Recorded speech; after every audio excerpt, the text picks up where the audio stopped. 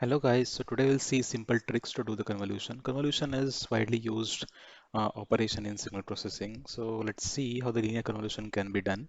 Linear convolution can be done by using different methods like sliding strip method, or you can use some graphical method or anything, but that becomes a bit complicated. So here we'll see simple method. So let's consider two input sequences 85234, 2313.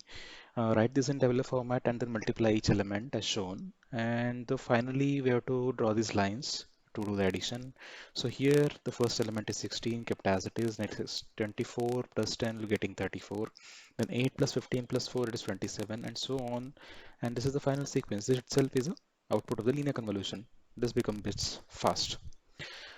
Next is circular convolution trick. So if you go for calculating the circular convolution by using the actual formula based method, that becomes a bit complicated and time consuming.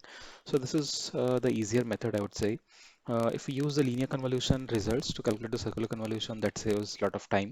So here, one thing which we know is the output length of circular convolution will be the maximum length of input sequences. So here, length of x is 5, length of y is 4, the maximum length is 5. So output length has to be 5. So this is a linear convolution output, which we already calculated. We know the output result has to have the length of 5. So the last three sequences can be picked up and be added to this one. And then this is the addition result.